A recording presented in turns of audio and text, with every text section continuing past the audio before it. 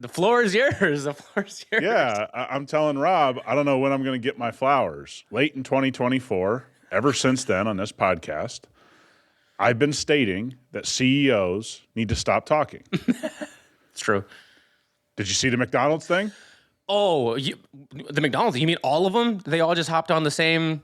I guess it's a challenge now. But let's be fair. The McDonald's CEO looks like he's never had a burger in his life. Well, he looks like there's a gun being held to his head behind the camera. It was a hostage video. Yes.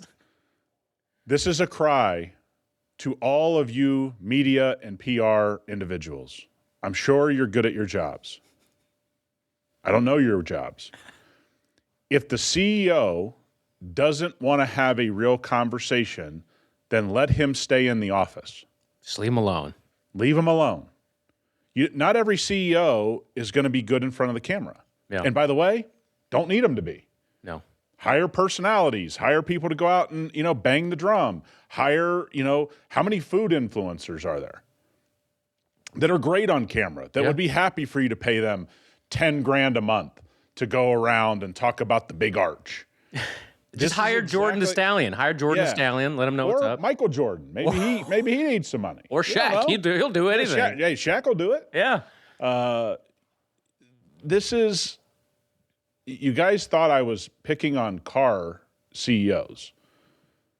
And the CEOs probably think we're picking on them. We are in 2026, not 2006. Authenticity is what people are demanding of content. And the McDonald's CEO showed you authenticity. He doesn't eat burgers. Okay. Question for you. Yeah. Who did look like they did it best, most authentic? Burger King. Really? I thought Wendy's kind of nailed it. Yeah, Wendy's was good too. Yeah. He looked like he knew his way around the kitchen, like he genuinely knew what's up. And by the way, since it's not live, or I wouldn't have it live. Yeah. Once you saw it, you just tell the CEO, we'll take it from here, and you never post it. He'll never know if you did or didn't anyway. Exactly. And then, 2 months later, he's like, how'd that video do? You go, great. Well, good. Why are we making things so difficult? And I think a lot of it is we have lost common sense. We have just lost it. We just don't talk about it enough. If you're not going to say things, and I think we're going to get to the Jim Farley thing. Yeah. Once again, I'm really glad Jim Farley talks. But boy, the end of this clip I think we're going to share shows again he is a disconnected, very rich man who needs to worry about the operations of Ford, which looks like it's going to be heading, like every other car company, into a very, very tough time to navigate. So do you need to be on camera? No. Go operate the business. That's what you're getting paid a lot of money to do. Okay. We'll get to Mr. Farley, and it's funny because you said, CEOs of car companies thinks we're only picking on them. We'll get to you. Don't worry. We'll get to you later in the podcast. But what was Burger King, Wendy's, the Big Arch, obviously McDonald's, and there was one other one. Now all of the comedy sketch kind of accounts that do what they do that are replicating those. I mean, 100%. That might be the best thing that actually happens if we think about it. Like maybe it actually kind of worked out that more people are going to be fighting over who's got the best burger. I agree, but I don't think it's ever good to look like you don't even like your own product. Yeah, for sure. Now everybody's trying to throw this conspiracy theory like McDonald's somehow did this on purpose. Come on. This wasn't done on purpose. Everyone's playing 4D chess. You just don't get it. Yeah. They didn't do this on purpose. Too many people looked at that video and hit post. It's like, I don't know, man. That's a lot of people that signed off on something that, hey, take two. We can make up another Big Arch. I mean, right. We can make up another one, take a bigger bite. I'm not saying you have to bag the whole thing. That probably wasn't the take I would use. Well, not only do you not know burger content from CEOs, but I'll tell you something else. A wise friend once told me there are no bad cars, just bad drivers and non-car people. So apparently Nick's also not a car person. Yeah. No, that's the dumbest comment ever. There's a ton of bad cars that have been built. That was wild. That Resto Mod video, by the way, probably the biggest, it's second biggest video on YouTube now on that platform alone. Crazy. I think a lot of people struggle with listening. Yeah, comprehension skills. Comprehensions. I just don't think they'd do very well on the reading and comprehension on the SAT. Doesn't seem like that would be their strong suit. What's the bottom of the IQ? Is it 50, like 54? We got some sub 50s out there commenting on shit all the time. We're tough. It's a tough look for some of the people. If you like them, man, you like them. We explained we didn't grow up with them. We're seeing prices soften. The resto mods are going wild because it's sort of the last ditch effort of that age group to say, hey, I want to drive this around. I got some money.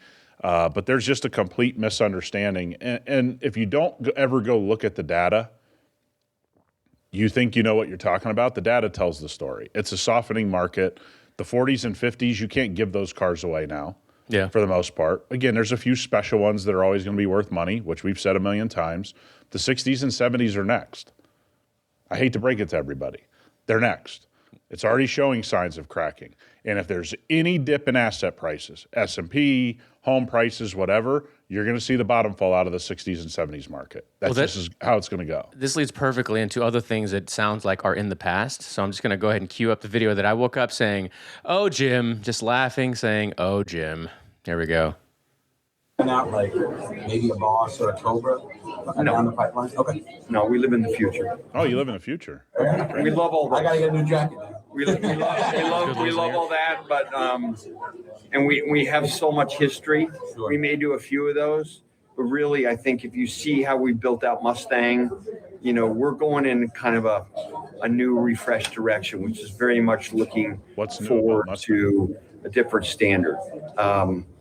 And I think we have so many good regional historical brands as well, FPV in Aussie, around the world. We have a lot of very special regional performance brands.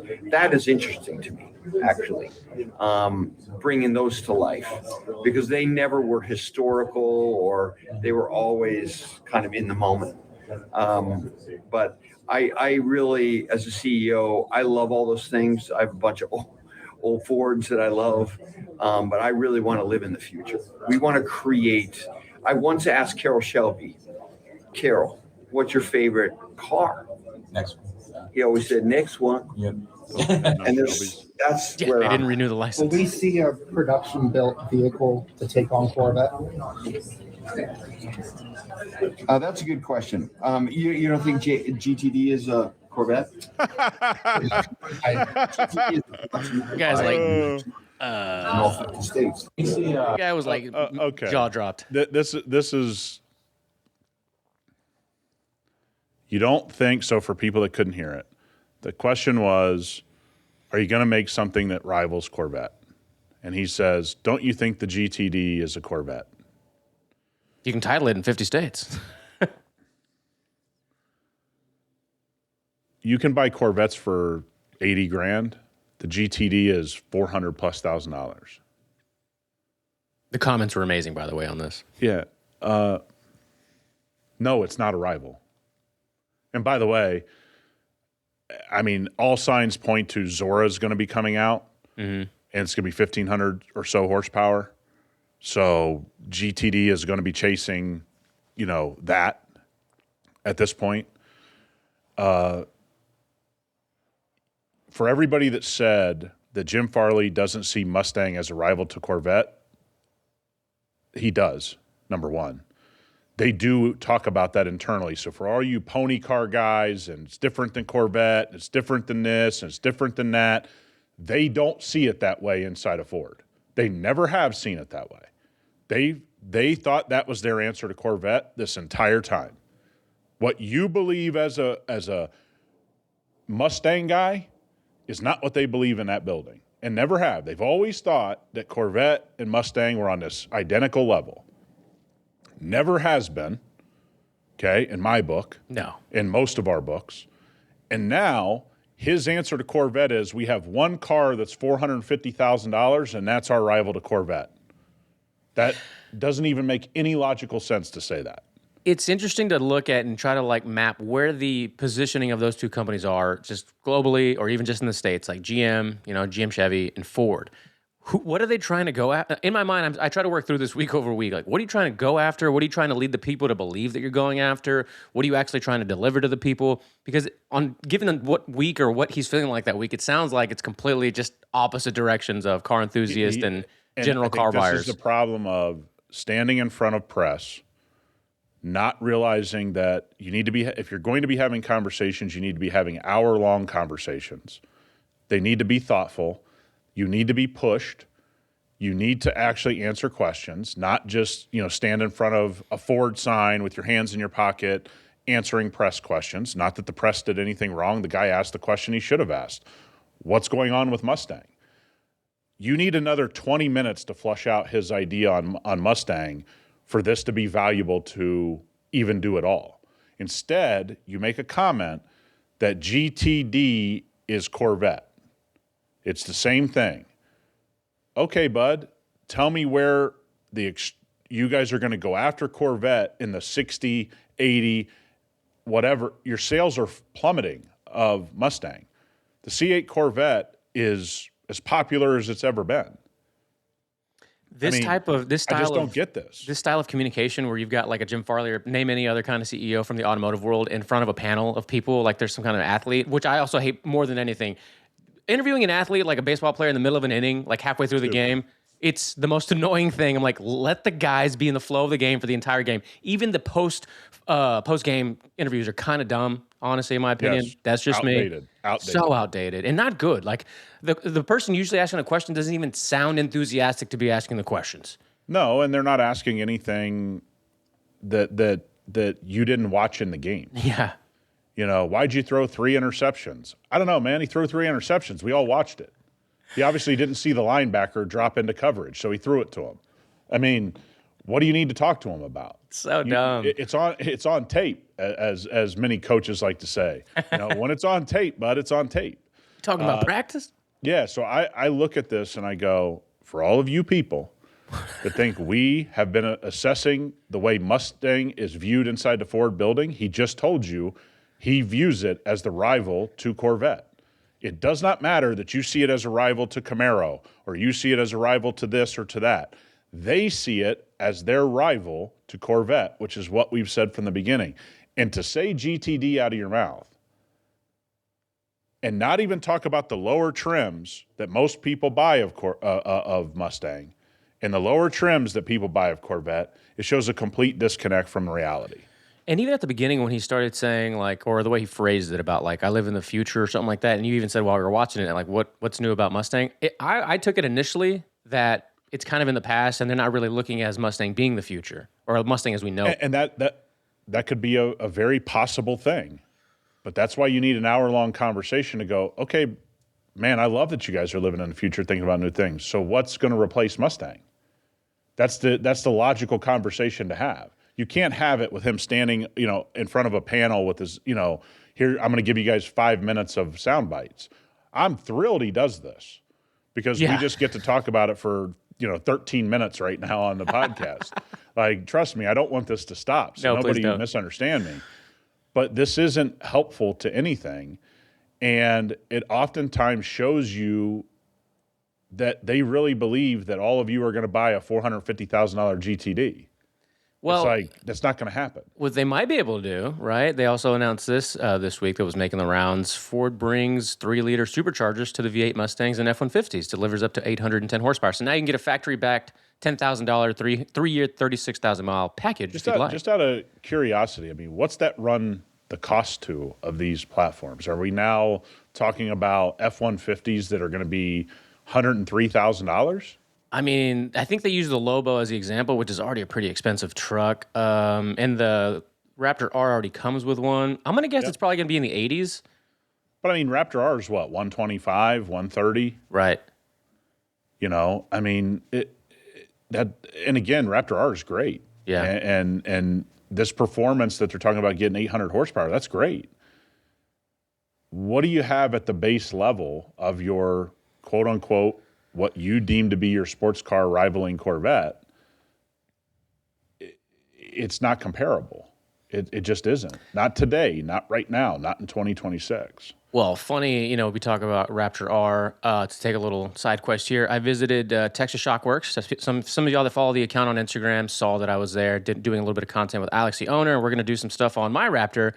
And I learned some stuff about the Raptor R and that suspension setup, so we'll probably end up saving that for the video. But it's funny that those great awesome vehicles that come out that cost so much money still could use some serious tweaking from a company like that, because from factory, it's still not quite what perfect should be for that dollar amount. So I'll just leave that cliffhanger there. But it's crazy. Like, that's $100,000+, $120,000, $130,000 truck that can still use some tweaking because it's not quite what it needs to be for that power and speed. Yeah, because I think what I see out of things like Raptor R is a lot of times they just strap more horsepower to it, and there isn't a lot of updated bits otherwise. Yeah, and even the updated bits still need refining, I guess is the best way to put it. When you make it, I could definitely see that. Yeah, you start cranking up things at scale, some things will just kind of get left for the aftermarket, which is good for the aftermarket, but if you're buying it and not wanting to do anything to it, you're like, what the fuck is this? I got to spend another 10, 20 grand on my suspension now? Yeah, no, it's a real thing. And I'm going to be interested to watch, this suspension company kind of walk everybody through. Mm-hmm. And this is kind of our hope, is to get with these companies that are very specialized, that are doing things here in the States that you can kind of, dive deep into and say, let's listen to these people that are around this specific part all day long. Yeah, absolutely. Let's stay on Ford. I saw somebody sent me what they thought would be Nick's dream excursion. Now, if you saw it, don't mention it. Let me pull the video up. All right. I didn't see it. Okay, good. Let me pull it up for people. I think this is sweet. We might actually have to look at getting an old one to do this too. There's music, so I'm not going to play the audio of it. But this is a 2000 Ford Excursion. But it's got a 22 front end. Damn, that thing looks good. Raptor paint job, 40-inch tires. The tires kind of sit flush and not obnoxious. Look at that color. Yeah, man, that looks Raptor awesome. green. And then you get to the interior. Unfortunately, it's going through a car wash, but we could use some hyperclean products on that. Reupholstered steering wheel. Nice little simple screen. Yep. Yeah, nice simple screen. I forgot how big the center console was, by the way. You could fit a baby inside that. Yeah, literally. Literally. Oh yeah. Layers and layers. This is all class, Rob. This is all class. I agree with you. Got the wood veneer on the top. We got the cigarette lighter. Still works. Look at the new upholstery. Oh yeah. See. Yeah, I mean, I don't know why you can't just do this and stop saying that I stole your Raptor idea. I don't know if you saw the Raptor video that went out. We know what happened, Rob. We were all there. By the way, when I inserted the 2004, or rather 2024 clip, still looking young. You're still, it looked like you went younger in age. Hey, isn't it weird? I just take peptides. But, it's got to be. TRT. More stress, less sleep, all these things, and yet somehow looked younger 2 years later almost. Yeah. 14 months. Look, I'm on that RFK plan. If you know, you know. Yeah. If you know, you know. Well, whatever you're doing, sir, keep it up. Maybe we'll make an affiliate link for whatever your stack is. All right, whatever Nick's taking, we'll just make an affiliate link for it. Go to waystowell.com. Probably, literally, it'll be ways to well. Again, if you know, you know. So shout out to the Culbersons family. They have an Instagram account, and that's the family hauler. Yeah, great family hauler. All-time family hauler. Great job. By the way, do you not go to sleep early? I know. Well, actually, you're an hour behind, so I guess it wasn't too late last night. But I woke up, I was like, it's almost midnight. Nick's over here just getting ready to roast Jim Farley. No. On a reel. I'm a 4 to 6 hour kind of guy sleep-wise. 4? I get like 8 hours, and I feel pretty groggy. Really? Yeah. How are you creeping on your, I don't want to give away your age. Ladies don't give away their age. But how are you only living off of 4 hours? It's just kind of how I'm built, I think there's certain individuals that need a lot of sleep, and I'm just not one of those guys. Oh, okay. All right. Nice little jab there. Look, you're just gonna have to get tested, Rob. Trust me. I had to go backwards. I used to only sleep on 3 or 4 hours of sleep. And then somehow I got into the guy that needed at least 7 hours or so. And now when I try to test the waters, I can dip my toe in and feel okay. But if I do it more than 2 or 3 days in a row, I'm fucked. Yeah. You know what I like? Weekend naps. Yes. Weekend nap, will get me back right. Yeah. I just think everybody's different. But yeah, Rob goes to bed at like 4:30. That's not true. He eats dinner at 3:30. He's in bed by 4:30 p.m. Last night was our first scrimmage of the baseball season, so I was out. I was out when you texted me. Actually, what were we talking? We were talking about something else unrelated. First of all, were you running track? I mean, you were just sitting in the stands. Hey, sometimes you assist. All right, give me some slack here. You were a third base coach and you got worn out. I almost got hit with a couple of foul balls. Actually, like at 12U, these things start really firing, and I'm like, this isn't the best place to be standing. I was in God's country, came back. I was about an hour, 10:30 here, about 11 in bed, which is pretty. Reasonable hour, but still kind of late. And then I wake up, and at 11:40, I got a text from Nick. I'm like, this guy wasn't asleep yet. Like, what are we doing? Yeah, I'm just working, dude. Working? No goddamn wire. Over here watching TikToks, making show notes of like, okay, I for sure got to bring this up. Did you see the end of the Jim Farley clip? That was the text. Wait till the end. Yeah. All right, let's take a shift to another one of our favorite CEOs. Not really so much him, but his company. Did you hear what Ram's going to be bringing to the market? Just Ram, the Ram brand. Let's roll. All right, here we go. The 2028 Ram Charger. We're bringing back the Ram Charger name, which is actually going to be a 3-row SUV. That's a lot of chrome on the front. Yeah, I know. That's all they kind of gave us right now. And the color. Like, why would you do a silver color if you're going to show us all the chrome? I don't know. I don't know, man. It's the little things. How did nobody think of that? I don't know, bro. Price 65 to 100, but basically, and I wanted to ask you. So if we all remember the Ram Charger name, goes way back. We're thinking big body SUV, not trucks or anything else. So they might bring it back. Originally, they were going to make it into a 1500, but after the 1500 REV or REV, however you want to pronounce it, was scrapped, the nameplate might go to this Jeep Grand Wagoneer, based SUV. I got to get your thoughts on this. We don't have any other pictures, honestly, other than that. The first thing that comes to my mind has to be what comes to everybody's mind. 65 to 100 is kind of a wild, difference in price. Let's play this game. How many trims will there be of the 2028 Ram Charger? 10. I will say 10. Gotta have 10 1, 2, 3, trims. 4, 5, 6, 7, 8. 8. So I was close. Pretty fucking close. I remember when the Laramie was the top trim, and now we got Rebel, Limited, Longhorn, and Tungsten. Could you imagine a stupider name than Tungsten? No, I can't. I read that and I was like, you could have just stopped at Longhorn. Longhorn should have been your, biggest one at least. But yeah. I'll put this to the audience. Okay. I really think you're going to run into trouble when you have 8 trims of a new launch. It should be 3. Mm-hmm. Good, better, best. Good, better, best has worked throughout history for 100 years. They've abandoned that, which every car company has. Understandable. Everyone's doing it, so we're going to do it. I just come back to Stellantis, especially in the Dodge, Ram, Jeep world, has really struggled at the price points that they're talking about right here.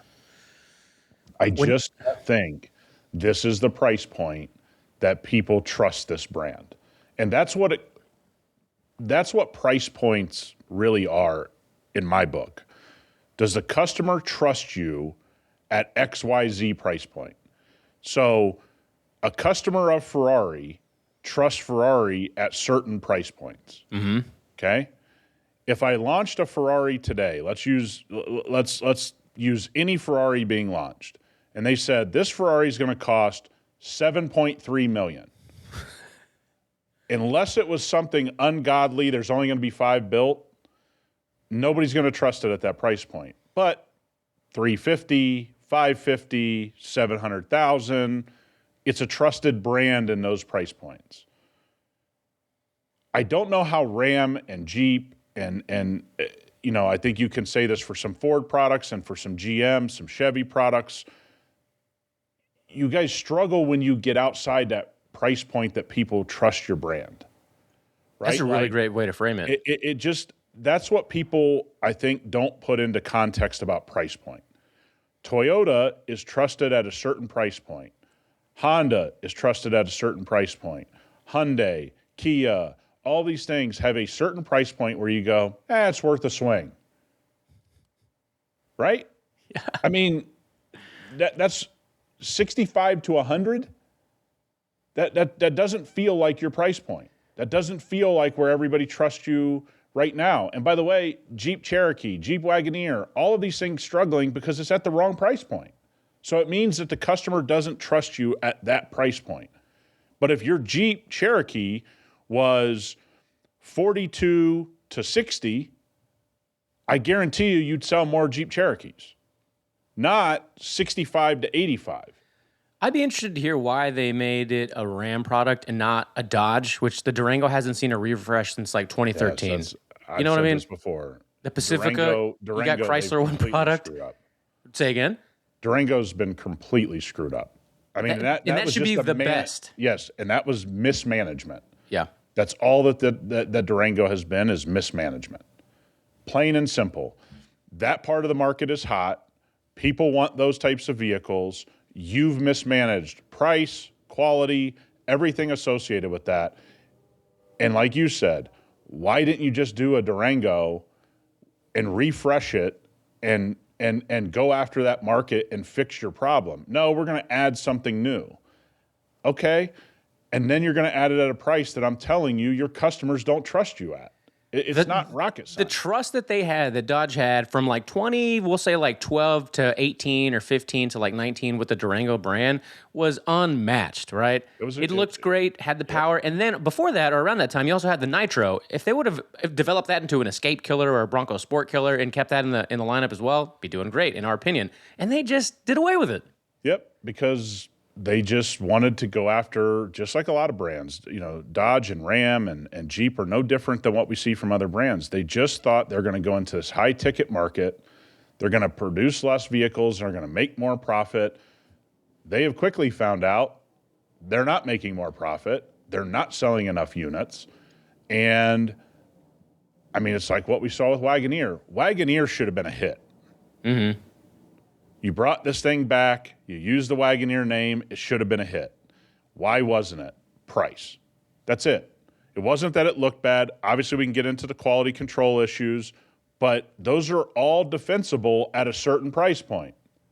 Yeah. Hey, yeah, you're going to buy this Wagoneer. You're going to have some problems here and there, but, it's $52,000, and that's kind of what you get for $52,000. $104,000. And that customer's going, yeah, man, I don't think I should be dealing with these types of problems. Yeah. And so they are completely, for any of you into combat sports, there are weight classes for a reason. Right. And a lot of these companies are it depends on which models you're talking about. These models that they struggle with, they are 100% of the time in the wrong weight class. I'd love to be able to. They are quality controlled wrong, everything. As a couple of 1-2 dude bros who just would love to promote American-made stuff or things from America, it's hard to like try to pitch anybody on these products. And look, we'll probably eventually end up talking to people from these companies as the show continues to grow. And I want to, but there's only so many vehicles from GM, Ford, Dodge, whatever, Chrysler, that you can point to your wife, your sister-in-law, whoever, and say, I take that over whatever, the Mazda, the Toyota, the Honda. There's just not a lot of them, guys. It's well unfortunate. Said. Yeah, it's well said. It's not. A lot of things in life are who gets the plot of the movie and who's not getting the plot of the movie. And it seems that Dodge and Ram, of course Chrysler, have for a very long time lost the plot of the movie. They were using AI to rewrite the plot of their own movies is what they're doing. Yeah. They're making AI slop out of their own movies. Yeah, why not? Why not? Everyone else is doing it. Yep. Claudebot. That's so funny. I'm going to clip that. That's going to be... You know what I'm going to start doing? I'm going to start doing sound drops on the show. Would you be opposed to that? Would you be opposed? I mean, dude, I grew up listening to Howard Stern. Of course I'd be in on it. Wait a minute. Can you hear this? Can you hear that? Oh, I don't want to play that. Can you hear that noise? Yeah, a little bit. Hey, we've got Nick Walters on the show today, everybody. Coming to you from Las Vegas on the Strip. All right, I'm going to start recording clips from the show and making them into sound drops. That's hilarious. Funny. I love that stuff. I know there's a couple of people that are irks out there in the world, but I've always thought that was like a really cool part of like radio and. Oh, dude. I mean, if you ever listened to Stern back in the day, it was all that. I'm in. All right, fantastic. Let's take a trip here down EV world because we haven't really talked about it in this episode. Hyundai, they're killing the Ioniq 6. in the States, but not the N model Ioniq. And that car, I mean, all the N models always got praised. I think it even got Car of the Year last year, if I'm not mistaken, from Car and Driver. Yeah. Over the Porsche ST. Right. Okay. Makes sense. Again, AI just wrote these articles and they said, fuck it, we'll run with it. Yeah.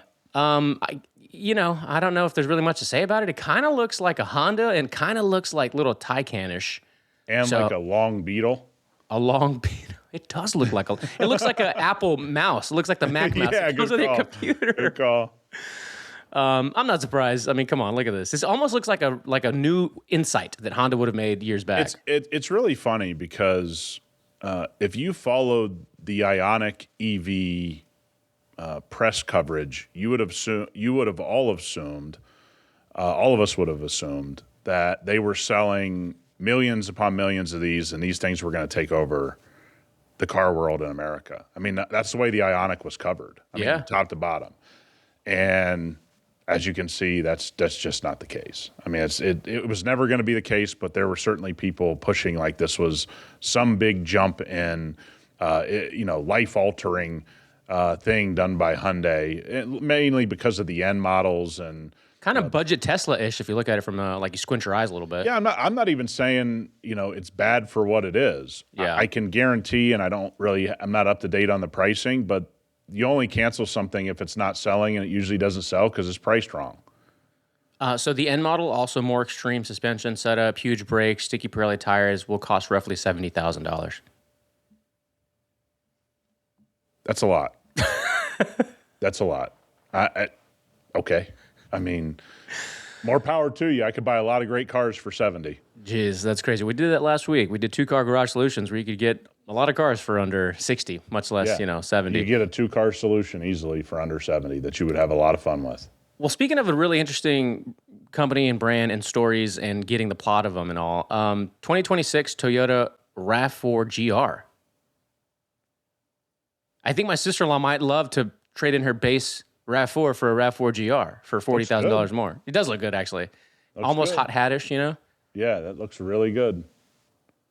How many people in the RAV4 market are looking for a GR? I can't think of one. I mean, would you know anybody? No.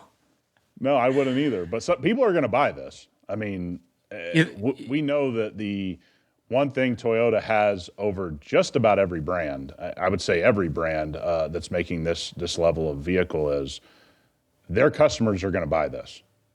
Can we build a cult the size of Toyota? I mean, I'd love to just build a clutch culture cult that is as unwavering as these people. It doesn't Shout out even to you matter. guys. By the way, it doesn't even matter if the engines blow up. Or the transmission sucks. I think it's going to have a CVT, actually. Oh, that's not good. Yeah, CVT, all-wheel drive, CVT is one of those things that works awesome in theory, but always breaks. Always. And it's 51 grand.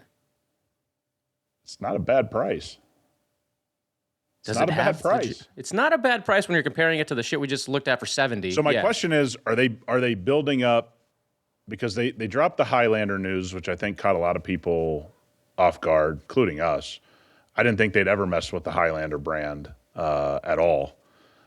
Looks like they're going to go really heavy in the Highlander brand EV. I wonder if they're going to start beefing up RAV4 to take the place of, and kind of, we've said this about Toyota. They have a lot of cars that overlap. They overlap price-wise. So you would assume that some of this is simplification, I would guess. Mm-hmm. Not a bad because RAV4, when it first dropped, was really small. Yeah. It's not small anymore. But then again, all of them, right? What was it? I guess CR-V is the other one that I can think of. I mean, they were like shoe boxes. Yeah, and that's gotten bigger. And now you have Pilot in this next class of vehicle with, it expanding its size and its footprint. So I wonder if some of the RAV4 stuff we're going to see is to kind of, replace what they feel like the Highlander is. Because I'm not really clear, and I haven't, if you guys know this, I understand not big in the Highlander market, right? My understanding is most people think the Highlander could go all EV, and there's going to be nothing else built. I find that hard to believe. Yeah, considering you couldn't keep them on the lots as it is. So, and I doubt that that's how this is going to play out. I think it'd be hard to, quote unquote, kill the Highlander. as a whole. But I mean, people are definitely talking as though that's what's happening. I got a palate cleanser here for you. Since you know a lot about car washes, washing cars, maintaining them, I got a question for you after this. I'm not going to play the audio because it's just really loud and unnecessary, but did you by chance see the gentleman that took his truck? Oh, with the barbed wire? Yeah, dude. It was just, I'm not going to play the audio, but if you haven't seen it, this guy went through a car wash with fencing. Luckily, it wasn't barbed wire. It just looks like regular fencing without the barbs, and it is everywhere all over the machine, all over the car wash. His face is priceless, too. He's like, oh, no. I don't think this is a good look for you truck guys. Oh, my God. How do you manage to turn this on the truck guys? I mean, Rob's a truck guy now. You got 15 of them. Yeah, well, for work. Mine's for work, not just for driving back. My life is work. I hope you know that. My life is You're just work. sitting there with your laptop working like a superintendent. I got it. This is one of the craziest things you'll ever see. I mean, this guy basically tore down an entire car wash in 5 seconds with the back of his truck. I mean, he basically dismantled an entire car wash. And for those that don't know, this equipment, it ain't cheap. No, dude. So I got to imagine there's going to be some lawsuits flying and some insurance and some different things involved here to get this financially settled.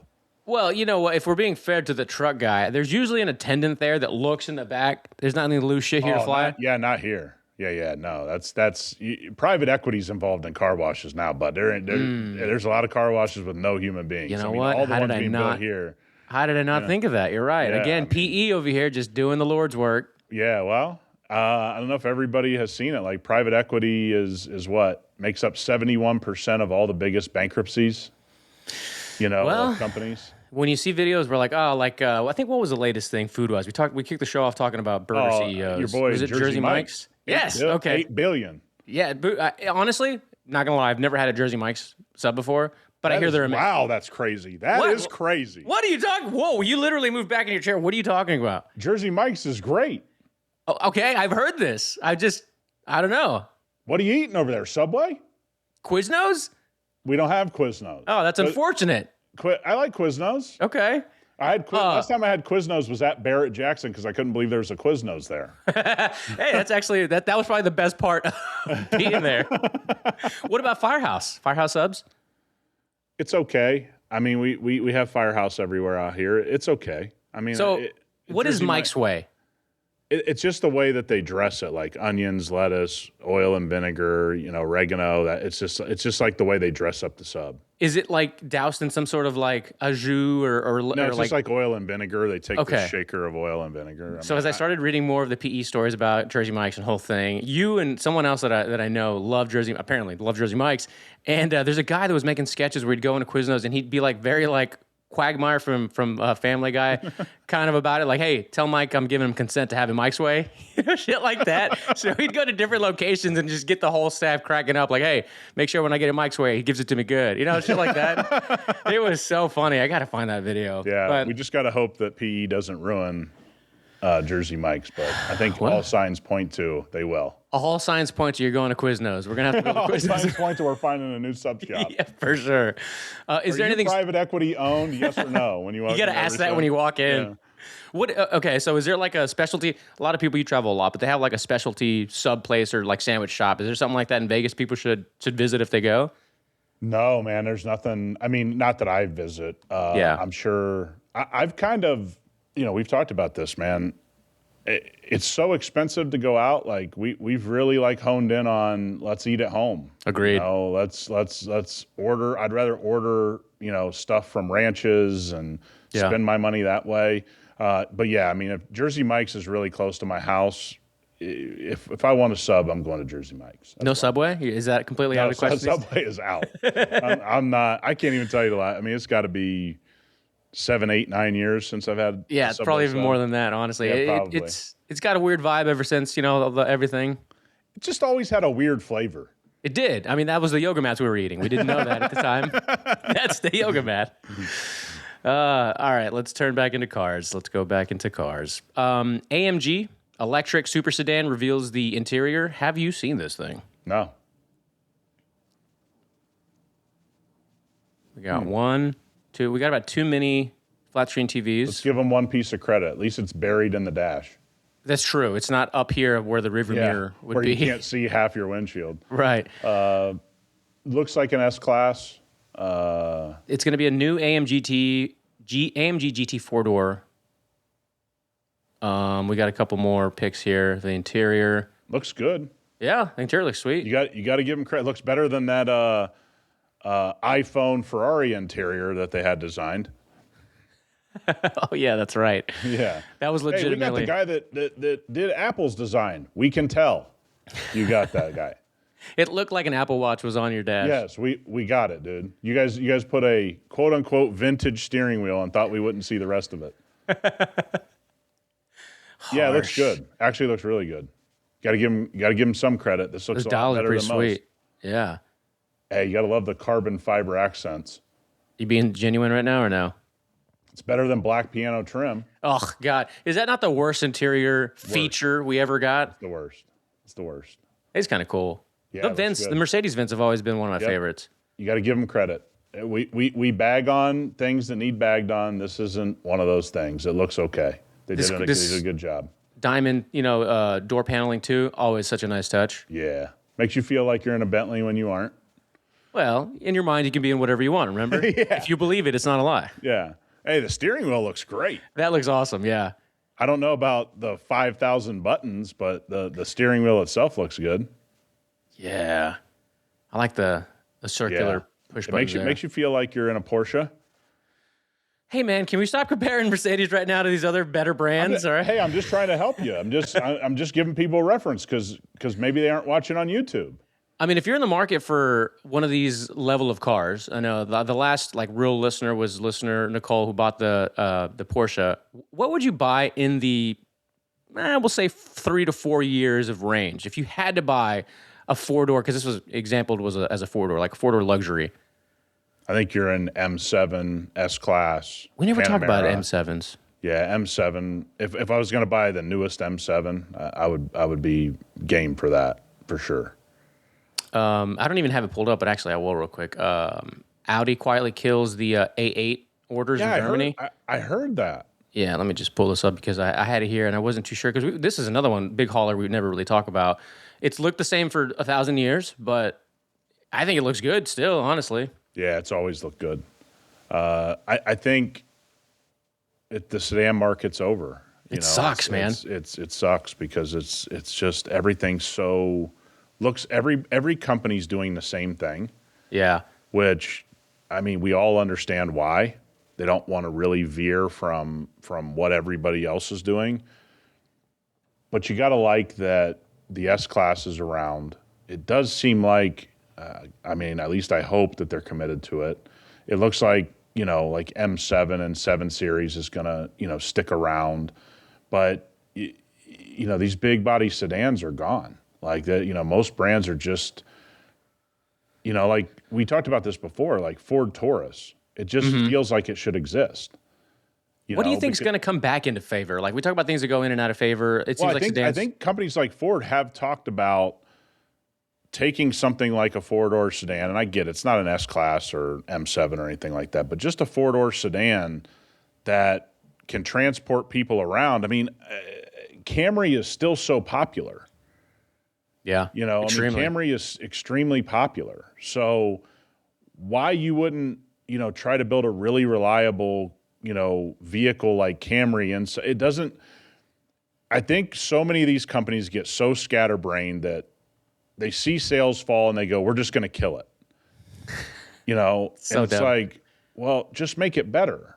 Just make it more reliable. Build a history with the car because, Camry and Corolla still sell like hotcakes. Yep. So you've basically abandoned and given these companies like Toyota the Honda Accord. How do you let these guys just exist and you guys just don't have any answer because you're like, oh, we don't want to do it. It's like, that's a really stupid reason. And even though it's still popular, that design language of the Accord specifically needs to be studied because you go back 5, 6, 7 years and it was so sweet, so hot, kind of looked Audi-ish, and then now it's like one of the ugliest sedans you'll ever see. They did it, but because they have the reputation that we built you a reliable car, they still get sales. Now, they're not getting sales on the level of Camry, but I just think abandoning four-door sedans because we say everybody's buying an SUV, and then you can point to Camry and Corolla and go, well, that's not exactly true. It's true. I mean, if you build something that people trust, they still buy it. But I think that's what these companies just don't see. They don't see that a lot of things get killed off because maybe you didn't have the best offering at the time. Let me give you a curveball here. What have you thought historically of things like the El Camino or the Ranchero and that? Love the El Camino. Oh, fantastic. Okay, then you're going to love this. So this is maybe one of the weirdest builds I've ever seen, but somebody took an M4 and made it into basically an El Camino. Look how cool that is. That is real cool. Check this out. I'm going to go through the pictures if you guys are watching on. That front end is so egregious. You don't like it? He hasn't grown on you yet? No, the pig nose, no, it has not grown on me. Look at that. Hey, that's incredible. Yeah, right? I've seen people do this with Chargers, like Dodge stuff, but that's kind of cool. That's sick. Real sick. That again, no company's going to make that. It's for sale, by the way, $145,000. I might say that that's a little much for what you've done here, but I get you put a lot of work into it. But I mean, that's incredibly cool. That's really cool. That's one of those things. Like that's incredibly cool. Imagine rolling up to your plumbing gig, and you're in that thing. Dude, rolling up anywhere. I'd make an excuse to go anywhere. Like I'd sign up for extra pickups at the school line just to walk, just to go through the back loop of the kid's school. I would. Yeah, any excuse to drive it. Hey, whoever did the work, that's top flight design work to make it look the way they did. Applause to you. Let me ask you this, because I had the craziest experience. I've had nothing but good experiences with driving the Raptor, with, again, attention, people enjoying it or whatever, and no aggressive drivers, towards me until last night, or 2 nights ago. It was a 2015 or so Chevy Colorado, the 4-door one with racing stripes. So he knew he was. Look, Rob had an alarm go off. I have alarms all day long. I get alarms. I have maybe 8 or 9 alarms set up. Hey, I told you my life was hard. It's hard working. Adults put their phone on vibrate, just so we're clear. It was on silent, but alarms can't be silenced because I'll forget to look. Don't judge me, okay? Back to my story. To top it off, this truck had the nuts hanging on the back of it as well. Zip-zagging in and out of... I was like, oh, my God, I can't. And then he starts to slow down, and then I'm like, oh, come on, man. What are we doing here? You have any similar stories? Racing stripes. Colorado. Nuts hanging down. Nuts. That's a hard-o move if you've ever seen them. That was the... the only excuse could be if the guy was like 17, 18. I'd be like, hey, man, we've all been there. We've all done dumb stuff. If he hadn't ran the light, and then I saw him at the light, because once he probably realized how I wasn't interacting, he was going to be an idiot. When we got to the light, he just blew through the light, which, again, terrible idea. If he turned out to be like a 40-year-old in that, oh, my God, I would have crushed myself for him. You know he was. You know he was. I know. Yeah, no, we are in traffic hell over here. So the times I have to travel, I don't get a lot of space. It's only getting worse, by the way, for you. Oh, buddy. I need people to stop coming here. Like, do not come. Do not come. Yeah, we need to shut the borders down for real. It is from where I was when I came to this town to now, it is night and day, the traffic situation. You can't even open her up if you're in the BMW. You can't get the second gear. You got to be. You got to be like 5 o'clock in the morning. How many years you been there in Vegas? Over a decade. Yeah, so pretty close to what, 15? Oh, damn. 15 years. It was. Here's the craziest part about it is that it's this thing that you see. And many of you are seeing this with whatever town or city you're in, is just every place is growing. And I keep wondering, where is everybody coming from? Like, I wonder what is going on. Yeah. You can't just say in Nevada, it's like, oh, well, everybody's coming from California. It's like, dude, you'd take half the state for what is supposedly coming into Vegas now. Yeah. That's not all that it is. It is just... It's unbelievable. So yeah, you got to drive either late at night, early morning, to get any kind of freeway fun out here. That sucks. Let's land the plane with a conversation I told Nick I wanted to bring up, give him another curveball here. I was doing some analytic downloading of our social platforms. And so we're at 14 months of doing the show. And combined through everything, we've done between 15 and 20 million views across short form content. Okay. And you were telling me the other day, it was a fun call where you were like, I kind of don't have anything to watch on my YouTube, right? Or even across most social platforms if you have the downtime or whatever to hop on. What do you think, one, of the numbers that I just found out earlier this week? And then two, at the same time, there's also nothing for you to watch. I told Nick, I think you've just become the producer of content. So being the consumer of content isn't quite what it was before. I do think we're at an inflection point. I think you're starting to hear, especially on the automotive side, I really am appreciative. There's a lot of men and women that have been doing content a very long time now. They got a decade or more under their belt of doing high-level content, whether they worked for companies and now they're on their own. They're terrific on camera. They're entertaining. You're starting to hear them talk, I think, more and more from the consumer's perspective, which is, what are the next steps? Because we went through basically everything was a vlog, low production, which was probably what, a 7 to 8 year run, 10-year run of probably low 10, production. close to it. And now we're like at the 10-year mark of extremely high production cost, where we turned social media into television for a lot of channels. I think everybody's trying to figure out what the next real move is, because you can't go back to extremely low quality. People aren't going to watch it. Right. And everything's in 4K and so you're not going to go backwards. But I am finding it interesting to listen to a lot of these, again, highly experienced people just admit like they don't really know what the next move is. And I think that's why I'm struggling to follow the same creators, because I think everybody's in a transition period. Yeah. And I can be subscribed to a lot of things, and for some reason I can just go 10 days with nothing to watch. Damn. I just don't see how that's possible.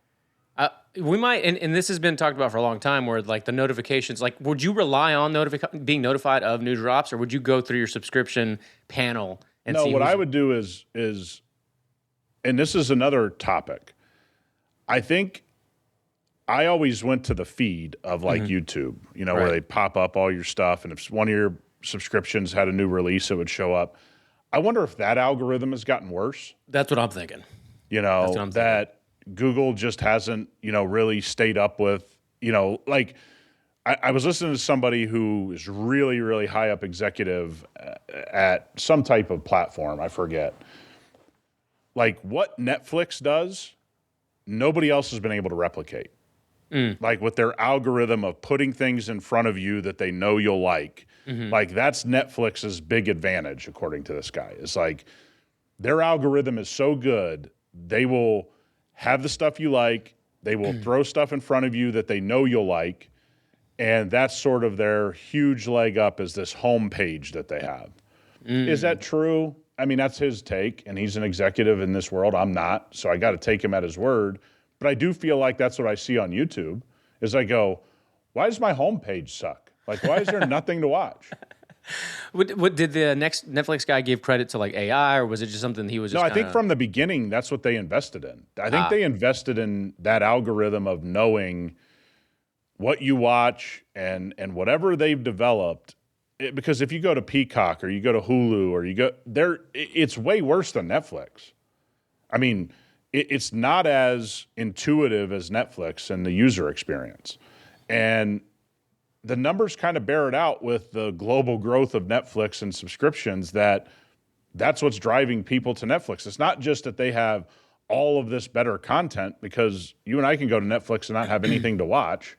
Right. And many of you probably experienced that, but they just do a better job of presenting things to you that they think you'll like based off of what you've watched, what you've interacted with, what you've watched the most hours of. And I think YouTube is kind of struggling, at least my YouTube seems to be struggling, of getting things in front of me that I actually want to watch. When you talk about quality, going back in bad quality, that's unacceptable, right? We got the 4K, we got the good audio. You can't go back in that sense of quality. But then overall, the production of what it is that you're putting together maybe it degrades a little bit and goes back to like I'm imagining Seinfeld in 4K, and that's kind of what's going to be entertaining again. Like simple, it's kind of podcasting is what it is. But if you were to say what is the most type of entertaining thing right now, because we all know Nick likes foolish stuff. All right, we know what Nick likes, but like what? Because we're going to take a couple of swings here at different types of content for the channel. Stuff with the Raptor, guest shows. And in talking to those people as well, hopefully we get new ideas of like what that next kind of thing is. But do you have any kind of inkling for you personally what that might be? I'm just trying to think what is the reason that I'm following you, right?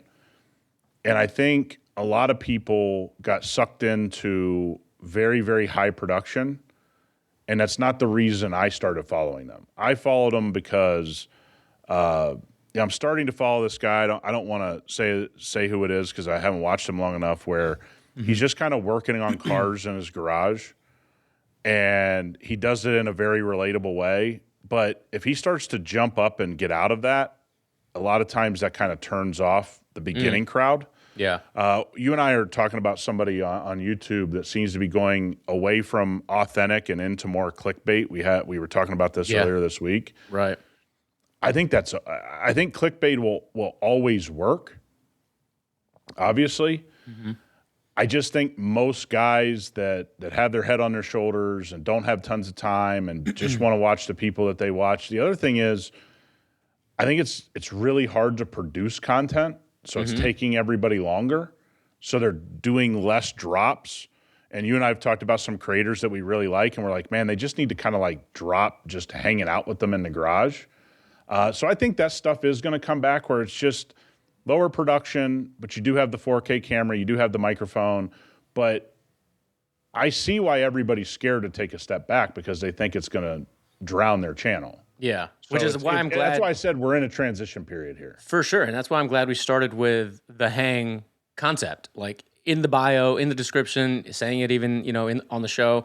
I think that's what most people want, and when it starts moving further and further away from a hang, and it's more of like a produced piece of content, it seems like it's not really what I'm interested in. Yeah, and I think it's a lot of fun to look at it as a transition period, but I think right now it is kind of depressing because you want to be able to watch something, right? Yeah. But you go, I kind of understand it because I just think everybody's scared to make a move because this algorithm thing is a big weight on top of everybody. That you start messing up your algorithm as a creator, you could lose everything. Yeah. Right? Like you may never get it back. And so I think everybody is very, very cognizant. Number one, you can't spend tons of money to produce content. If you spend a ton of money, there is a very clear end in sight. Some people can do it for a year, 2 years, 5 years, but that is going to come to an end because you're going to wake up and you're going to go, where'd all the money go?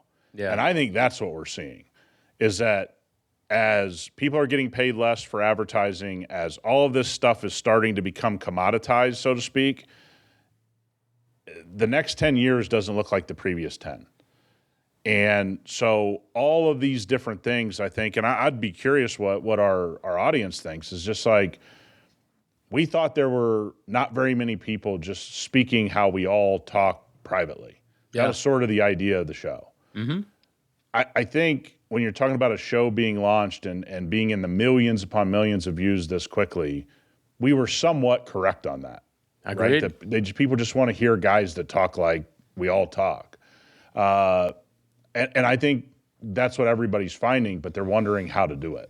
Yeah, and I think money, I'll leave my part here, is that money in the system, especially for the advertising side of it, like the AdSense, we'll just talk about YouTube. I know that, TikTok has its own thing, and Meta barely pays creators out anything, but there's only so much money going into that system compared to 10, 15 years ago. So kind of like when you look at the corporate world, when you ascend up the corporate ladder and you start costing the company a lot of money, and then you can get somebody who's maybe not necessarily entry level, but that's maybe a couple levels below you to pay them way less to do just as good work, there's a term for that. Like you kind of age yourself out of corporate depending on who you are and you're standing with the leadership at these companies.